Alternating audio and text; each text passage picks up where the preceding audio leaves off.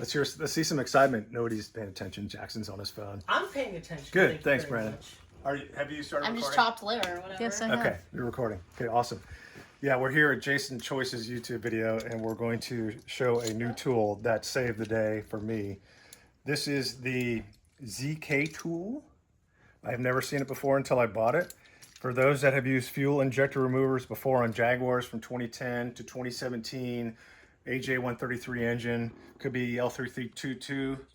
I think I had too many threes. L322 or L405. This thing is a lifesaver. I've seen a lot of horrible videos of people trying to pull out fuel injectors and they completely destroy them. Vivian, will you grab that fuel injector right behind there? Yeah, just, no. Yep, yep. No, to the left. Nope, in front of you. Yep, right there. Yep, grab one of those. So these, as everybody knows, fuel injector. This is one that got covered up with coolant that came out of the engine that I didn't realize was leaking.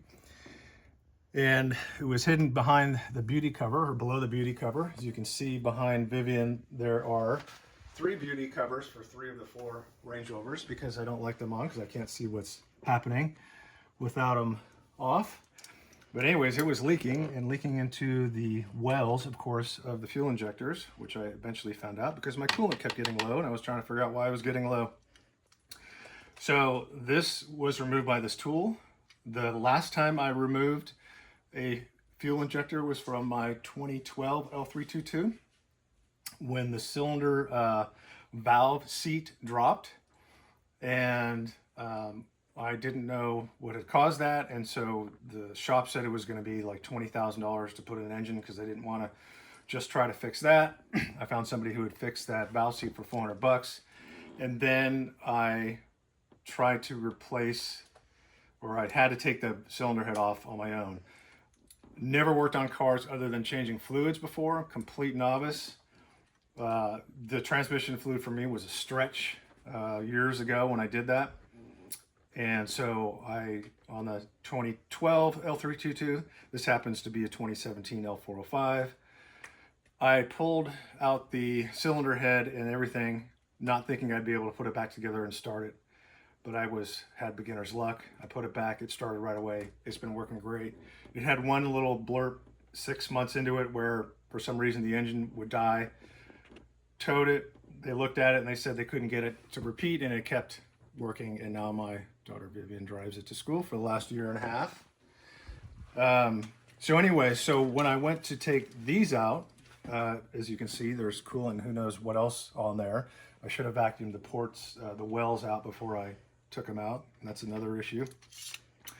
I decided that I wanted to get a fuel injector slide pull because that's the only one I knew about. And I went online and this thing came up, the ZKTool, which I had never seen before. And it came up on Amazon. It's the only place it came up. It only had about 29 reviews and it had a score of 4.1, which is pretty low out of 5. It was $60, so comparably priced to a lot of the other pools. I think you can find it for 30 bucks if you find a stripped down version that just has the pull arm and not the slide. And so I bought it and I tried it and it was super, super easy. And the beauty of it is, the reason why I was talking about my 2012 earlier, is when I took those out, knowing that I probably wasn't going to be able to rebuild the engine after I was done, not to mention, I took off the right passenger side cylinder head first by mistake because they told me cylinder 2 is where the valve seat dropped, and they took the injector, marked it number 2, the ignition coil, moved it over to the bank 1, and so I thought that's where cylinder 2 was. So as I was pulling the last head bolt off, for some reason I realized I'm on the wrong side. So then I had to take the other side off, and so I went ahead and did that in the timing chain and all that.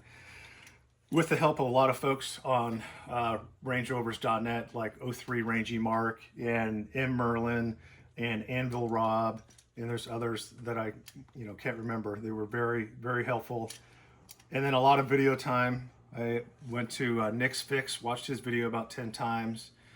And I also watched I Do Cars, the guy that tears down engines. I watched that several times, and that was how I learned how to do it. but they all use the slide pull. And I saw a lot of people struggling. I saw a lot of things breaking, a lot of hurt knuckles, and a lot of time in general. I saw one guy who tied a come-along strap to, he had a slide pull, and he tied a come-along strap to the slide pull, anchored it to a 2x6 in his garage, and then used a come-along until it came out. Of course, when it came out, it went flying up into the ceiling. So anyways, long story short, because you don't really know who's watching videos, when you put this on, if you haven't done it before, you kind of think you want to come from the side when you're doing it. It seems like it's the way to go, but you really need to come from the top, and it's not easy because you've got that plastic clip right there. So you do have to kind of find the sweet spot where it's not too far open, and this is kind of what takes the most time out of all of it. And of course, it's usually mounted, so you've got a free hand to get it in there. But and you can see how I rotated a little bit to get it in there, and then once it's in there, it clamps down and you slide it down, and that's just like every other puller. It's the same thing. So you do that, and let's pretend you've got that done, and we're going to take that out just to make it a little easier. And you have these wing nuts here that after you take your fuel rail off, and that was another thing, I was told you couldn't take the supercharger, or you had to take the supercharger off to get to your pull your injectors. At least that's what I found on my limited search, both on video and on forums. But I wanted to try it anyways without it. So I went ahead and did it. I had to take this is, I believe, the throttle body off. I had to take a breather hose off. I'm not even exactly sure what that is. Had to take that one off. And then there's one deep down in there that's got a little red clip. If you can kind of get behind there and see a red clip, a little red piece down there. Had to take that one off too. And of course I took the purge valve hose off, and that gave me enough room. You can see right here, it allows me to get some free play on the wireway here, wire train, wire assembly, whatever you want to call it. So anyway, so I'm gonna pretend, because I don't have any fuel injectors in right now. I wish I had done the video when I actually used it, but the time is super easy. So we take the injector part off. The only risk I can see in doing this is, and I put WD-40 or oil in here just to keep it nice and smooth and easy. You're gonna put it on the bolts, which I'm assuming it's aluminum, where the fuel rail was bolted into. So you just, obviously super light and easy. Make sure it goes all the way down and it seats down, because you want it bearing, of course, on the block. You don't want it bearing on the threads. And so you just do two. And then I'm gonna pretend that these are fully seated. I'm not gonna put them all the way down on purpose. And then you have this piece here and this slide, and then that goes right there. So the slide goes below, goes on first. Obviously you hook this up to the injector, and then slide that down and get it locked. That's just a little spacer. And then you've got, you can see it's flat on those sides, so it only goes in. That's how it keeps it from spinning when you have it in there. So we're going to pretend that is on a fuel injector, and then we're going to slide it on here, and so that's already on. And then you're going to put it, this thing can slide really however you want, slide, you know, just as long as you can get it on there. The thing about these wing nuts in the washer right here is there's only a scenario when you have to use one of these, and there's a scenario where you use neither, which is really nice. So because I'm bearing on these two outer posts, and I'm going to put this on, this nut, to pull it out. And obviously I actually think, did I do that? I gotta make sure I did that right. I think I did. So it's probably good to learn by other people's mistakes. So I think what I learned is that this spacer goes on after. And thing that didn't drop too far. So that goes on after. So sometimes it's better to learn things. Now when you do this, if you get this, you'll say, oh, I remember you got to put that spacer on after. So drop it on there. That's connected. And then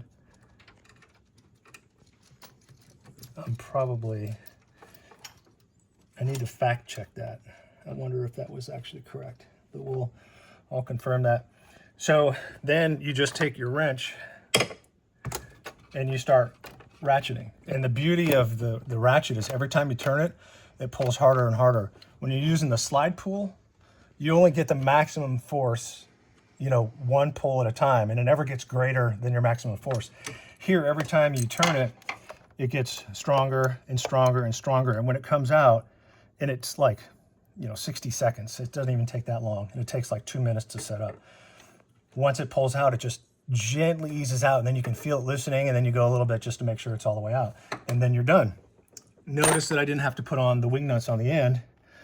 Now there is a scenario where you do need a wing nut, and I've seen on the video that there are some that say that this thing pulls it out crooked, and that's the beauty of it. I don't know how this thing could pull it out crooked based upon what I did, but if you were getting the cylinder or the fuel injector out on number 8, technically you use both again, but you have this off to the side. Now I set this portion, the injector puller, first, get it seated so you're not fighting for space, and then I put the stud in there to support it.